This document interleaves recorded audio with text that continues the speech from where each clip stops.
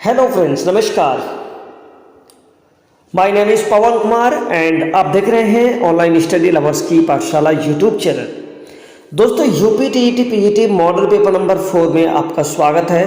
और पिछले 3 वीडियो में आपने बहुत अच्छा रेस्पॉन्स दिया और एक बार की मुझे लगा कि मुझे यूट्यूब ये छोड़ देना चाहिए। बेशक मेरे 50,000 सब्सक्राइबर दोस्तों होने वाले हैं, लेकिन आपकी डिमांड पर मैंने आपके लिए प्रैक्टिस सेट बनाए और मिक्स प्रैक्टिस सेट बनाए और आपने बहुत अच्छा रेस्पॉन्स दिया है।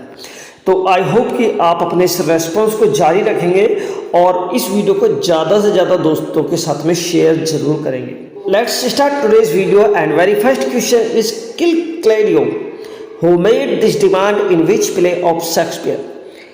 किल क्लैडियो इस डिमांड को कौन करता है और शेक्सपियर के किस प्ले में करता है? Ophelia in Hamlet, Olivia in Twelfth Night, Jessica in The Merchant of Venice, or Beatrice in Much Ado About Nothing. And my dear friends, correct answer will be option number D. Much Ado About Nothing में ये demand batteries के द्वारा की जाती है। Okay, so let's move to the next question and very interesting and very important question. What are the names of the 4 bodies left on the stage at the end of the play Hamlet? Hamlet play का जब and होता है तो उस समय वो कौन सी 4 body थी जो स्टेज पर परफॉर्म करने के लिए बचती हैं? Claudius, Polonius, Hamlet, Laertes, Claudius, Gertrude, Hamlet, Laertes, और क्लॉडियस, जर्ट्रूड, होरेशियो और Laertes, and Claudius, Gertrude, Hamlet और Rosencrantz. So guys, correct answer हो जाएगा ऑप्शन नंबर बी। देखिए, इसमें पोलोनियस है, जबकि आपको पता है कि पोलोनियस को पहले ही मार दिया जाता है। यहाँ पर इसमें हैमलेट नहीं दिया गया है और हैमलेट क्योंकि बचता है तो ये ऑप्शन भी हमारा रॉन्ग हो जाता है, ये भी रॉन्ग हो जाता है। और रोजेनक्रेंट्स नहीं बता दोस्तों, क्योंकि जो हैमलेट को मारने की जो प्लानिंग होती है लास्ट में, वो क्लॉडियस और लेयर्टीज के द्वारा बनाई जाती है। तो इसलिए जब बाद में जो लड़ाई होती है, एक लास्ट फाइट जो होती है, वो हैमलेट और लेयर्टीज के बीच में होती है। तो इस तरह से जो लास्ट 4 बॉडी थी स्टेज पर जो बचती हैं, उनमें हो जाएंगे Claudius, Gertrude, Hamlet and Laertes. So let's move to the next question. The opening lines of Paradise Lost are a good example of। Paradise Lost की जो opening lines है वो एक अच्छा एग्जाम्पल होगी। Heroic couplet, Miltonic inversion, sprung rhythm and hyperbole।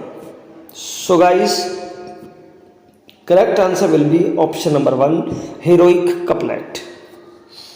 Next question, which poem was called the poem to college by Wordsworth? वह कौन सी poem है जिसको वर्ड्सवर्थ के द्वारा पोएम टू कॉलेज भी कहा गया है? टिंटानाबे, इंटीमेशन ओड, या इसका जो फुल टाइटल होगा वो immortality, intimation ode, the prelude, the solitary reaper. Correct answer हो जाएगा option number C, the prelude. और द प्रल्यूड को ही पोएम टू कॉलेज के नाम से जानते हैं। ठीक है, पोएम टू कॉलेज के नाम से इसी पोएम को जाना जाता है।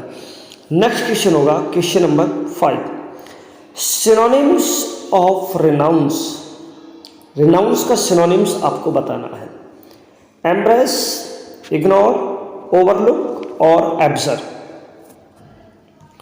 सो गाइस, करेक्ट आंसर हो जाएगा ऑप्शन नंबर डी, एब्जर्व। देखिए, हमने जो एसपी बख्शी की स्पेशली वोकैब आपको पढ़ाई थी तो वहाँ पर भी बताया था एब्जर्व में एब आ रहा है और एब को क्या कहता है, छोड़ा जाता है। तो रिनाउंस मीन्स भी होता है त्यागना और एब्जर्व मीन्स भी होता है किसी भी बुराई को छोड़ना। ठीक है, इग्नोर और ओवरलुक आपस में एक दूसरे के सिनोनिम्स हो जाएंगे। इग्नोर का मीनिंग होता है अनदेखा करना, ओवरलुक का मतलब भी होता है अनदेखा करना। और दोस्तों, एम्ब्रेस मीन्स होता है प्रेम पाश या आलिंगन। ठीक है, प्रेम पाश या आलिंगन। क्लियर? चलिए let's move to the next question. और next question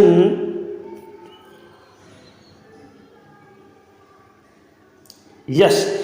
Next question is here now. I shall unlock the secrets. I shall unlock the secrets of their success, he said. उसने कहा कि मैं उनकी जो सक्सेस है उसके सीक्रेट्स को अनलॉक कर दूंगा या खोल दूंगा। तो फ्रेंड्स सबसे पहले तो इसको हम ऐसे लिख लेते हैं, ऐसे मान के चलिए इसको।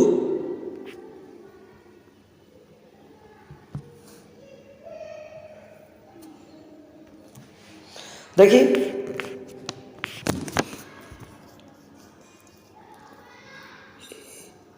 ही सैड को आप यहाँ लिखिए और ये पूरा जो फ्रेज है इसको आप यहाँ पर ले आइए। क्लियर? तो ही सैड तो ही का ही रहना है और आगे क्योंकि ऑब्जेक्ट नहीं है तो सैड का सैड रहेगा। कॉमा इन्वर्टेड कॉमा के स्थान पर दैट आएगा।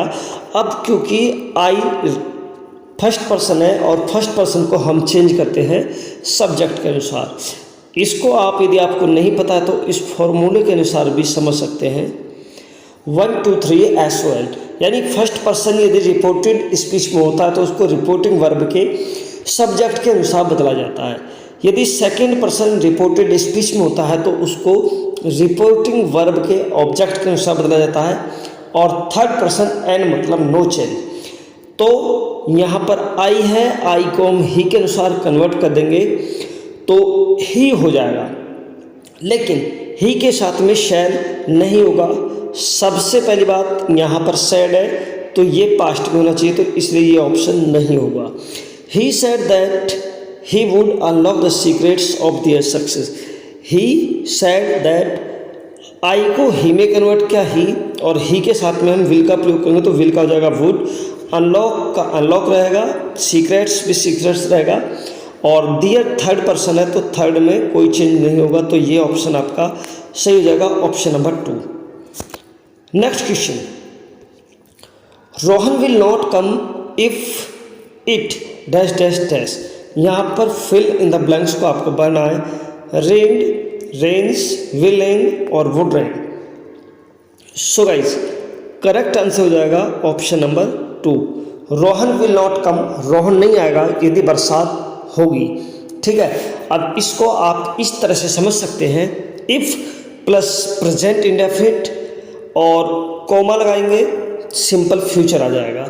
ठीक है, इसको ऐसे भी लिख सकते हैं, फ्यूचर इंडेफिनिट इफ़ और plus simple present tense. If के साथ में यदि पास्ट टेंस आता है सिंपल तो आगे वुड प्लस वर्ब की फर्स्ट फॉर्म हो जाएगी, और यदि इफ़ के साथ में पास्ट परफेक्ट आता है तो उसके आगे आप देख सकते हैं वुड हैव प्लस वर्ब की थर्ड फॉर्म आ जाएगी। तो आई होप कि इस फॉर्मूले से आपको क्लियर हुआ होगा। चलिए नेक्स्ट क्वेश्चन को देखते हैं। The author and publisher dash dash come. अब ये सिंथेसिस में सिंटैक्स में आपको पूछा गया है ये, और यहाँ पर सही जो वर्ब है उसका आपको चयन करना है।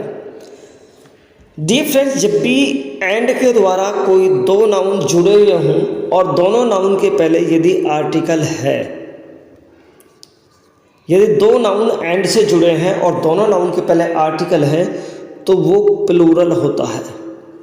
ठीक है, वो दोनों अलग अलग पर्सन होते हैं। और यदि एंड से दो नाउन जुड़े हुए हैं लेकिन आर्टिकल केवल पहले नाउन के पहले, तो समझ लेना कि वो सिंगल पर्सन है, यानी एक ही पर्सन की दो क्वालिटीज़ की बात की। तो वहाँ पर हम सिंगुलर वर्ब का यूज़ करते हैं। तो यहाँ पर हो जाएगा has. Author and publisher, second noun के पहले आर्टिकल नहीं है तो ये एक ही पर्सन की दो क्वालिटी है, यानी ऑथर और पब्लिशर एक ही है, तो इसलिए यहाँ पर हैज का प्रयोग होगा। Correct spelling is miniature, miniature, miniature and miniature. तो मिनिएचर की स्पेलिंग को एक बार लिख कर देख लेते हैं। तो सबसे पहले आपको लिखना है मिनी, MINI। अब देखिए आपको नेचर लिखना है प्लस NATURE। ठीक है, नेचर में NATURE आ रहा है तो यहाँ से आप केवल इस N को आपको रिमूव करना है। तो जब इसको हम ऐड करेंगे तो ये कंप्लीट स्पेलिंग में जाएगी option number 1। MINIATURE miniature. Spelling को करेक्ट करने का सबसे अच्छा फॉर्मूला यही कि आप स्पेलिंग को लिख कर देखिए। ठीक है दोस्तों, क्वेश्चन नंबर 10 से 12 आपको करेक्ट स्पेलिंग फाइंड करनी है। ठीक है, और स्पेलिंग का सबसे अच्छा तरीका यही है कि आप स्पेलिंग को एक बार लिख कर देखिए। तो यहाँ पर सही स्पेलिंग जो फाइंड करनी है वो करनी है आपको पायस की। तो PEOUS आपने कहीं नहीं पढ़ा होगा, देखने में ही ओड लग रहा है। PEEOUS कुछ नहीं होता है और PAIOUS नहीं होता है। पायस की करेक्ट स्पेलिंग होती है PIOUS, पायस। तो इस तरह से जो करेक्ट ऑप्शन हो जाएगा वो हो जाएगा ऑप्शन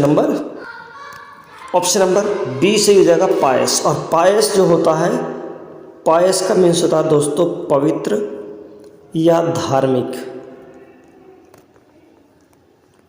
क्लियर, पवित्र या धार्मिक।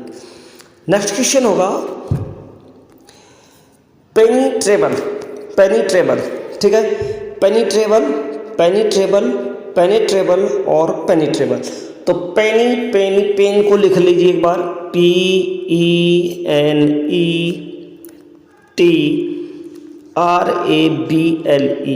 ये पेनिट्रेबल की करेक्ट स्पेलिंग होती है।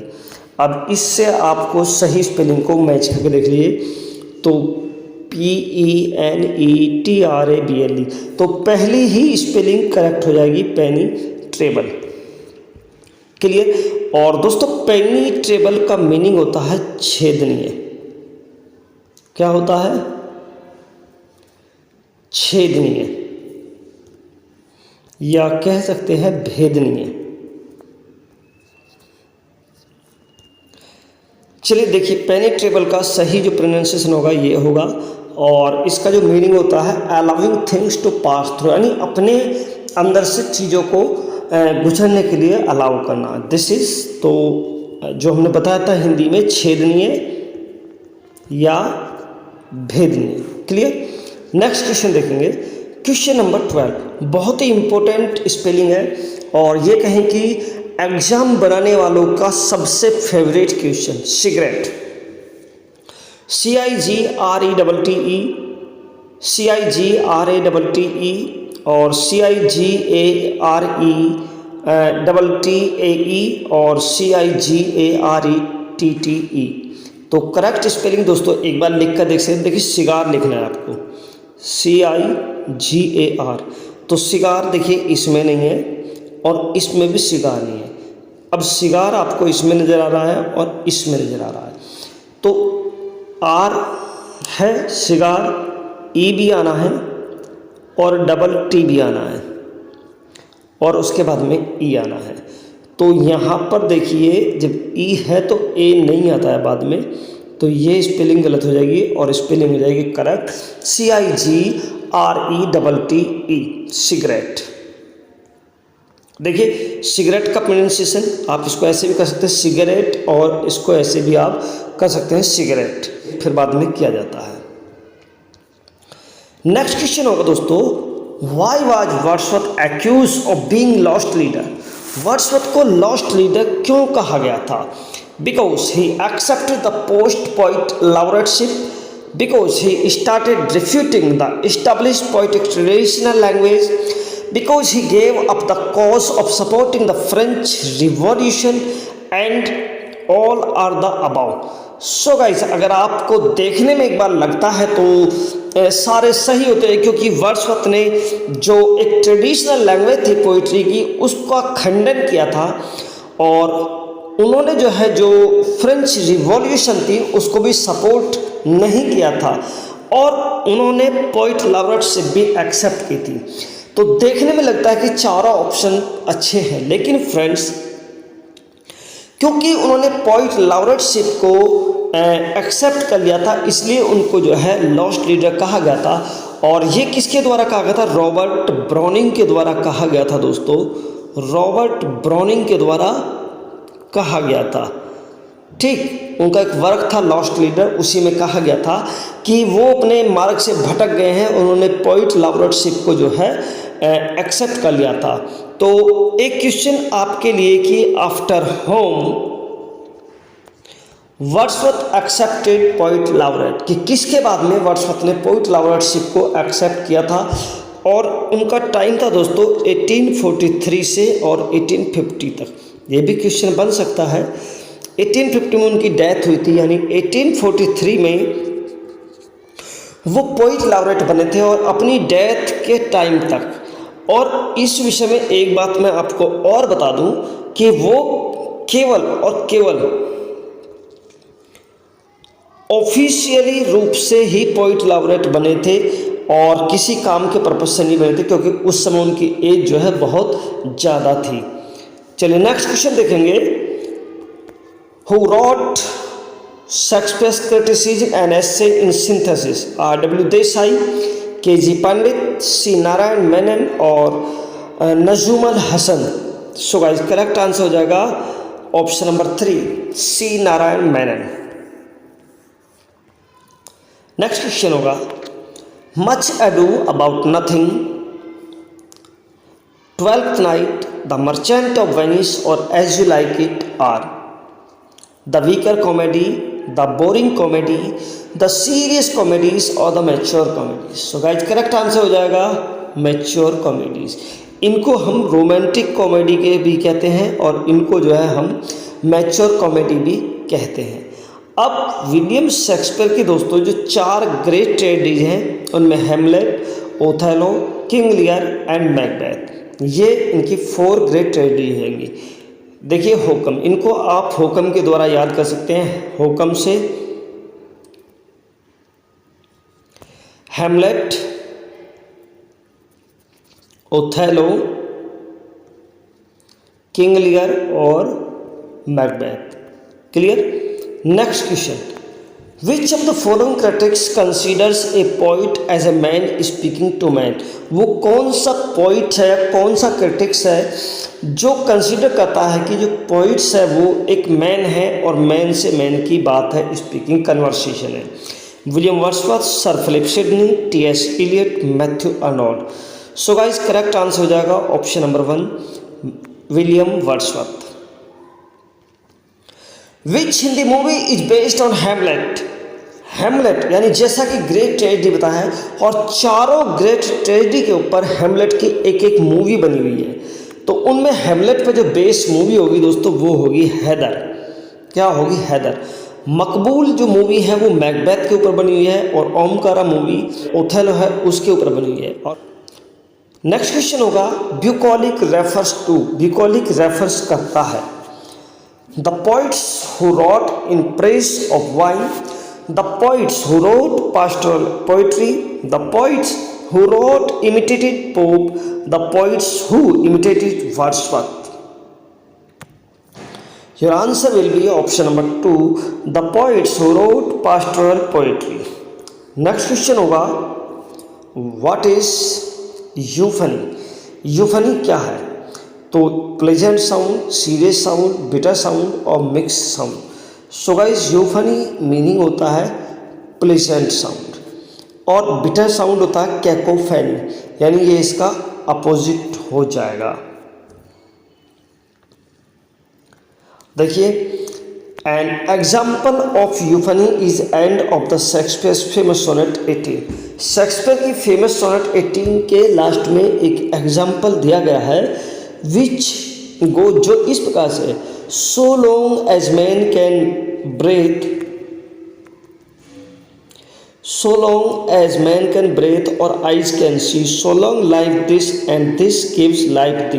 यानी जब तक जो मनुष्य है वो सांसें लेंगे और जब तक आंखें देख सकती हैं, जब तक जिंदगी है इस प्रकार से, और यह उनको ज़िंदगी देता है। तो कितनी मतलब देखने में और सुनने में और पढ़ने में कितनी ये लाइन अच्छी लग रही है।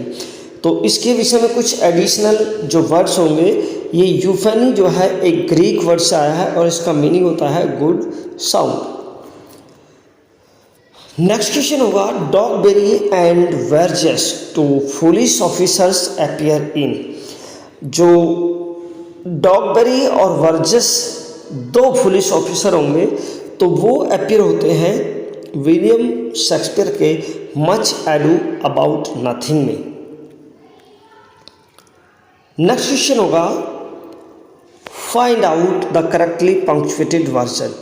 करेक्टली पंक्चुएटेड वर्जन होगा what a piece of is a man और what a piece of work a man is, what a piece of work man is और what a piece of work is man. तो guys देखिए यहाँ पर man से पहले ए नहीं दिया है तो ये सही नहीं होगा, और व्हाट ए पीस यहाँ वर्ब को पहले दिया है, और दूसरी बात यहाँ पर क्वेश्चन मार्क भी लगा हुआ है, ठीक है। और what a piece of work is man, और यहाँ पर ये सही नहीं है तो करेक्ट आंसर हो जाएगा option number 2, what a piece of work a man is. जब भी हम एक्सक्लेमेटरी सेंटेंस की बात करें तो वहाँ पर जो वर्ब होती है वो एंड में ही आती है। चेंज द वॉइस, वॉइस को चेंज करना है।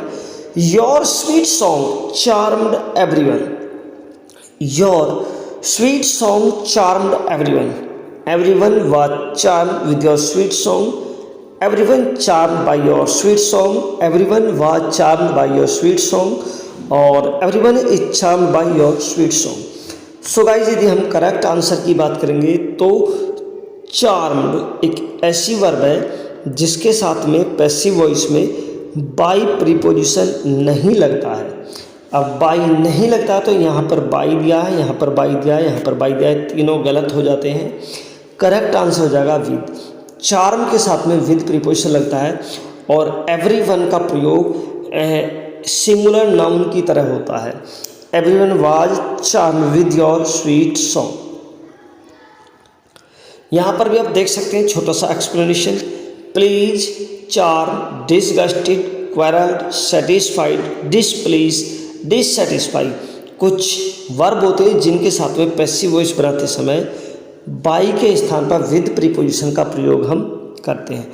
एग्जाम्पल्स देखेंगे, Sudhir Babu satisfied me, I was satisfied with Sudhir Babu. He is quarrelling Sohan, Sohan is being quarrelled with him. She displease someone, someone was displease with her. Change into passive voice, the box contains many beautiful articles. तो guys जिस तरह से charm या satisfy या please verb के साथ by का प्रयोग नहीं होता है, उसी तरह कंटेन्स वर्ब के साथ भी बाई का प्रयोग नहीं होता है और इसके साथ में होता है इनका प्रयोग। तो बहुत आसान मैंने आपके सेंटेंस को कर दिया है, ठीक है।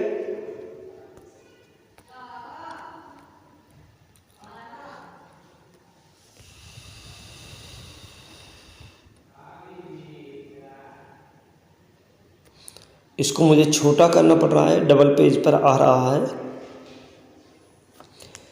तो यहाँ देख सकते हैं the box contains, contains present indefinite में बात कर रहे हैं तो प्रेजेंट इंडेफिनिट में हो जाएगा इज प्लस वर्ब की थर्ड फॉर्म। तो मैनी ब्यूटीफुल आर्टिकल्स की बात हो रही है तो आर यहाँ पर आएगा, देख लेते हैं, लेकिन यहाँ पर बाई है तो ये गलत हो जाएगा, वर नहीं आएगा और many beautiful articles contained in this box. तो ये ऑप्शन नंबर 3 सही हो जाएगा। क्वेश्चन को आप एक बार देख लीजिए, यहाँ से ये क्वेश्चन हो गया आपका और अब एक नज़र आंसर को देख लीजिए, ऑप्शन नंबर 3, ठीक है। The cow lives grass and vegetation. Fill में आपको फिल करना है करेक्ट प्रीपोजिशन और दोस्तों करेक्ट प्रीपोजिशन हो जाएगा on. The cow lives on grass and vegetation. The pen is mightier than sword is an example of. Is it hyperbole, tautology, metonymy and synecdoche. So guys correct answer हो जाएगा option number 3, metonymy. देखिए, the act of referring to something by the name of something else that is closely connected with it. जब किसी वस्तु को किसी दूसरे नाम से पुकारा जाता है जो कि उससे बहुत बहुत घनिष्ठ रूप से कनेक्टेड होती है तो उसको हम मिटोनमी कहते हैं। एग्जाम्पल देख सकते हैं, the white house. White house मतलब जहाँ पर जो अमेरिका की लोकसभा होती है तो उसको हम वाइट हाउस कहते हैं। The house of where the president of the USA sitting. The rich means using, मतलब द वाइट हाउस और the rich is used for whole rich community. और जो होल कम्युनिटी होती है उसके लिए हम रिच शब्द का प्रयोग करते हैं। या कह सकते हैं a full purse. Full purse का मतलब हो जाएगा जो रिच पर्सन होते हैं उनसे। और दोस्तों लास्ट क्वेश्चन हो जाएगा अब इस वीडियो का 26 क्वेश्चन आज हमने रखे हैं। I love her eyes, her hair, her nose, her cheeks, her lips, which rhetorical device is used here. यहाँ पर कौन सी रिटोरिकल डिवाइस का यूज हुआ है? इनुमरेशन और spoonerism, metonymy and synecdoche. So guys correct answer हो जाएगा एन्यूमरेशन। और इसका जो करेक्ट प्रोनाउंसिएशन होगा दोस्तों एन्यूमरेशन। क्या हो जाएगा? एन्यूमरेशन। क्लियर? तो चलिए और चलते चलते इससे संबंधित कुछ एडिशनल नॉलेज एक बार देख लेंगे। एन्यूमरेशन इस वर्ड के नीचे हो जाएगी नाउन और the action of maintaining A number of thing one by one. यानी ये एक एक्शन है थिंग्स को मेंशन करने का और वन बाय वन यानी एक एक करके करने का। इसका मुख्य रूप से जो प्रयोग किया था दोस्तों, इसका अर्थ होता है हिंदी में गणनीय, यानी जिसकी गिनती की जा सके। जब चीज़ों को हम एक एक कर सूचीबद्ध करते हैं तो वहाँ पर उसको हम कहेंगे enumeration.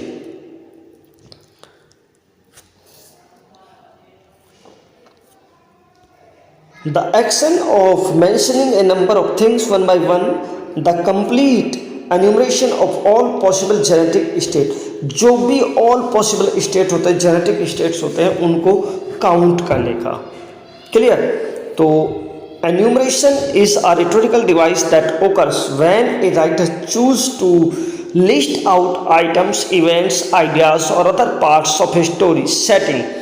And enumeration can be used to break down arguments, conflicts and phrases। यानी एक राइटर के द्वारा एन्यूमरेशन का प्रयोग किया जाता है। ये एक रिटोरिकल डिवाइस हो जाएगी जिसका प्रयोग राइटर के द्वारा किया जाता है लिस्ट आउट करने के लिए। जैसे जो आइटम्स होते हैं जैसे इवेंट्स होंगे, उसकी आइडियाज़ होंगे और या फिर जो सेटिंग से संबंधित उसके स्टोरी के या सेटिंग के जो अदर पार्ट्स होंगे उनको। और एक एन्यूमरेशन का प्रयोग हम ब्रेकडाउन में तोड़ने के लिए कर सकते हैं। किसको? Argument, conflicts and phrases. जो वाक्यांश होते हैं, झगड़े होते हैं और तर्क वितर्क होते हैं, उन सबको भी तोड़ने के लिए हम एन्यूमरेशन का प्रयोग कर सकते हैं। सो दोस्तों अगर इस वीडियो में कुछ भी आपको अच्छा लगा हो तो इस वीडियो को लाइक जरूर करें और अपने दोस्तों के साथ में शेयर करना बिल्कुल भी ना भूलें। नई वीडियो में जल्दी मिलेंगे नए कंटेंट के साथ में, तब तक के लिए नमस्कार। Finally thanks for watching this video.